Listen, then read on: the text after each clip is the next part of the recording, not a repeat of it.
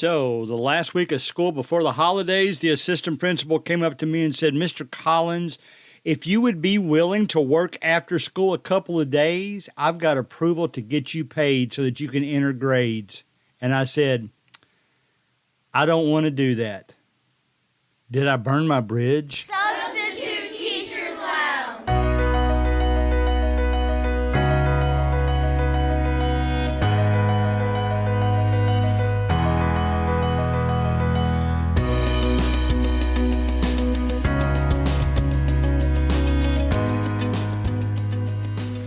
Guys, I bet you cringed when you read the title of the episode today. Is the best thing to do in 2022? This is January 2nd, 2022. Do we need to work from home? Do we need to take extra stuff home? All right, hear me out. Here's where I'm coming from. Let's back up first of all. I said that line at the beginning of the show on purpose. Was it true? Yes.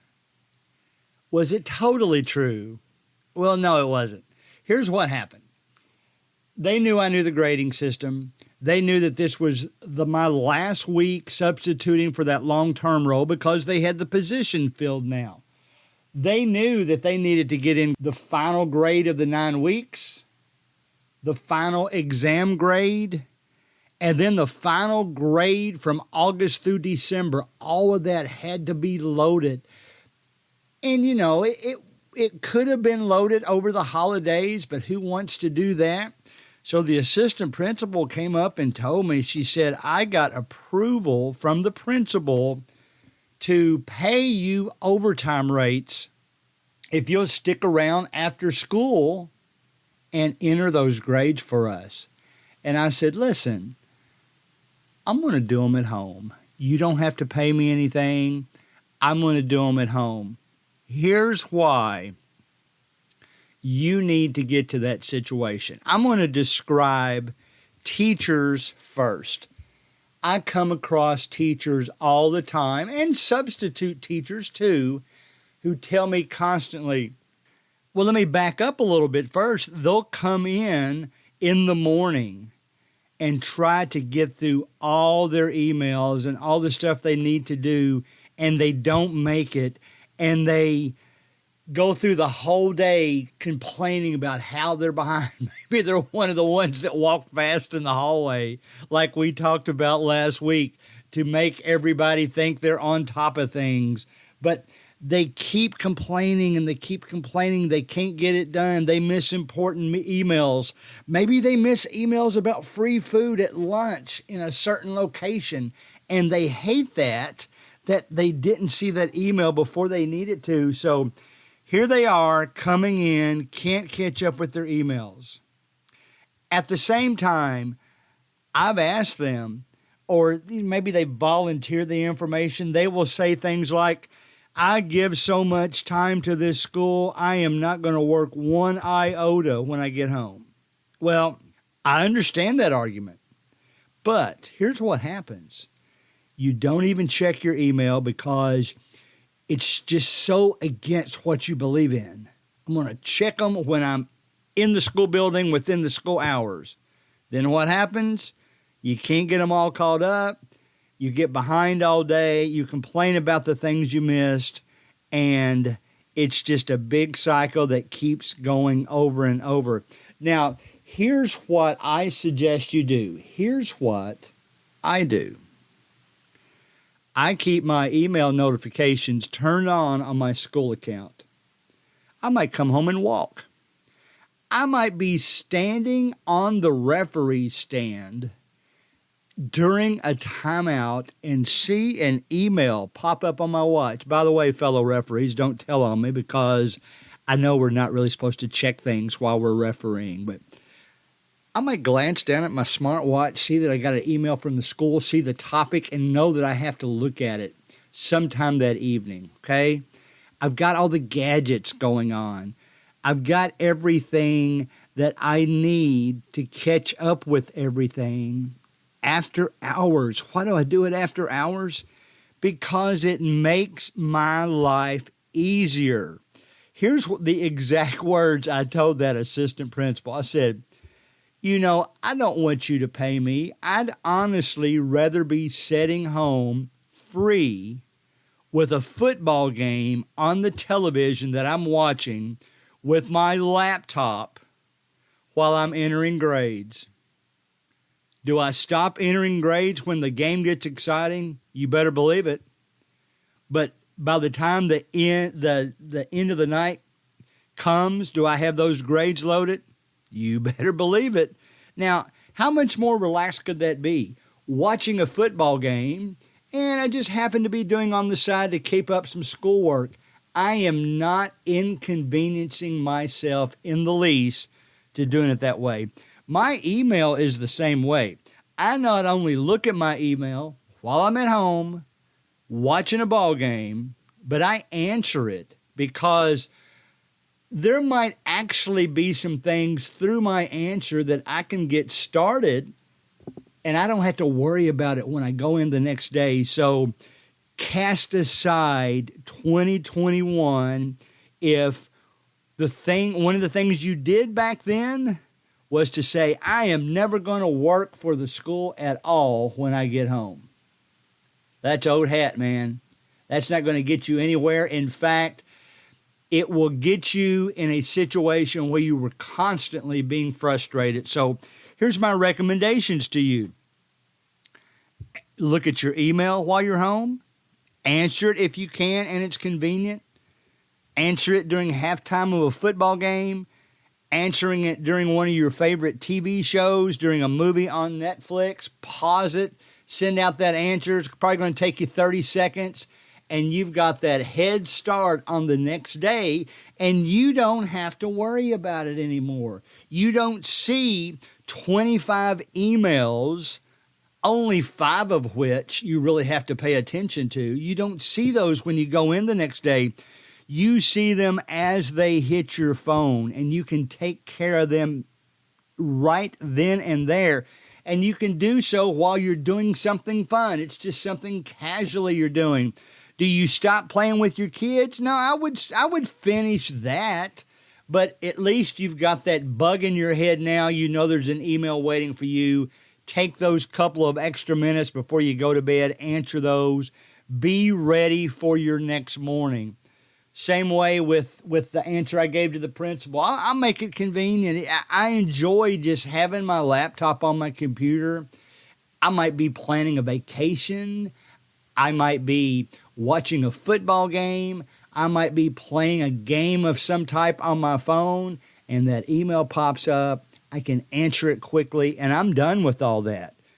Get away from this stuff that you're just too stubborn to do anything from home. I've been told this. I've had my laptop sitting in my lap from time to time in the evening for hours.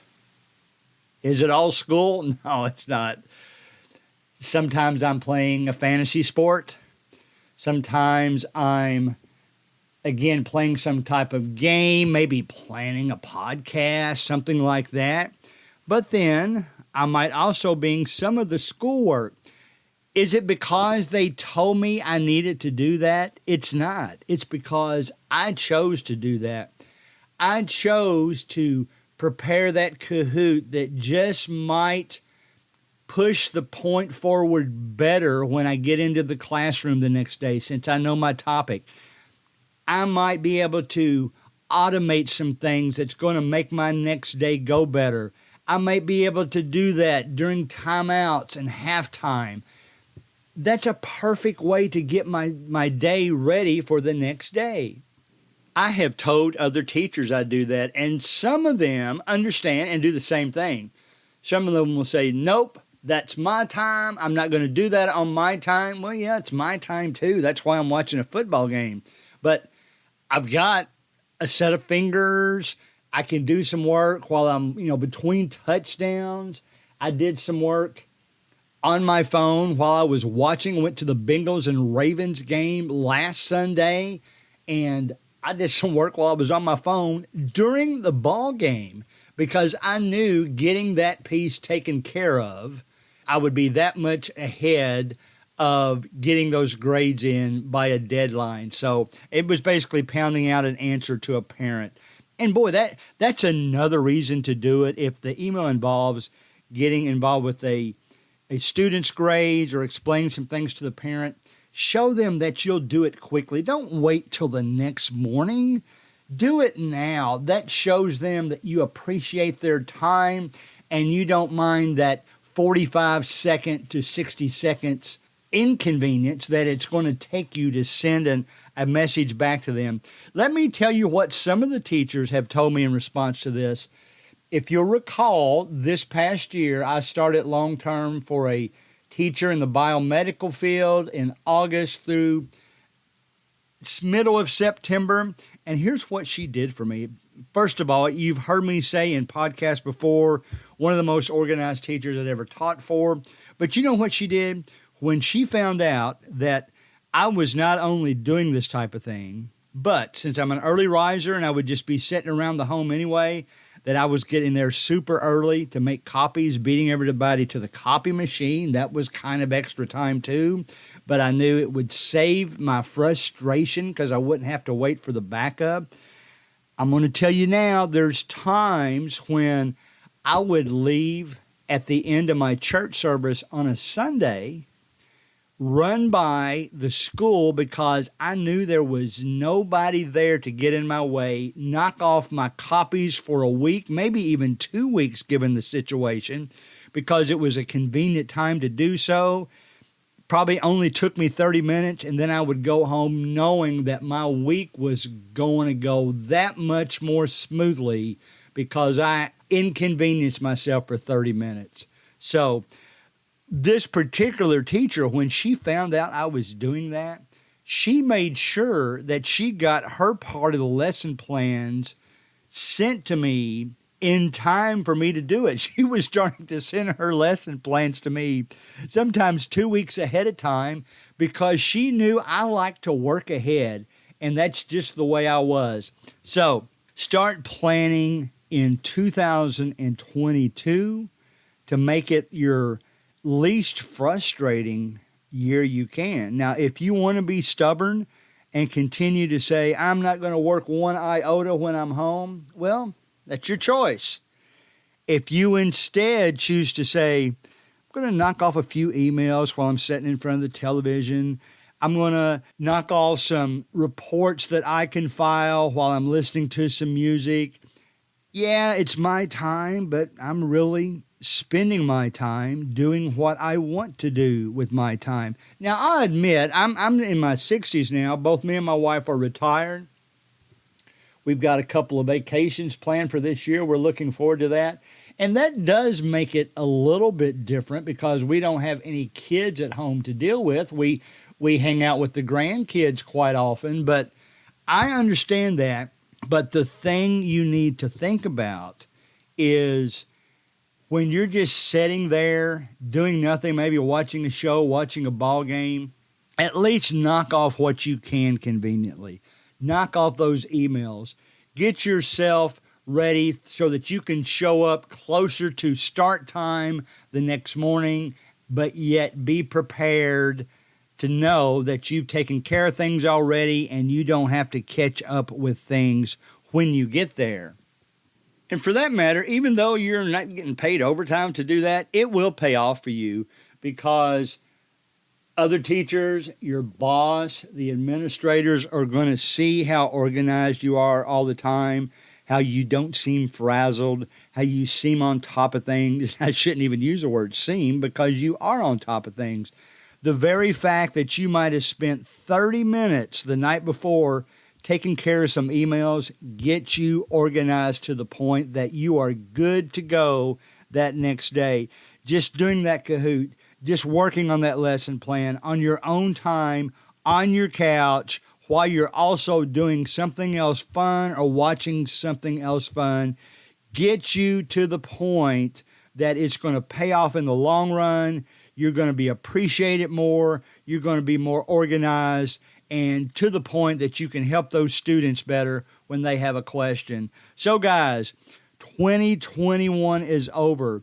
Get that attitude behind you that I'm too stubborn. I'm not going to do anything at home after I get home. Well, there's some things, some simpler things that you can do that night while you're in a convenient situation that will make your week run much more smoothly. So as we enter into 22, make it a good one. Get out of that old grind. Get out of that stubborn attitude. Do what you can to be able to handle those students in such a way that their education will be better. You won't seem frazzled. You won't seem frustrated. You know, if you are frustrated, you're going to fuss at those kids a little bit more than maybe you wouldn't have if you were on top of things. Just shift into organization mode. And one of the ways you can do that is spend a little time at home to get yourself organized each night. All right, so happy 2022. It's going to be a great year. You know, I said this at the end of 2020 as well. I sure wish we don't have to wear these masks much longer. Right now, we've got cases going back up again. So let's just hope that we get through all that in 2021. I want everybody to stay healthy, and I hope we all have a good year together.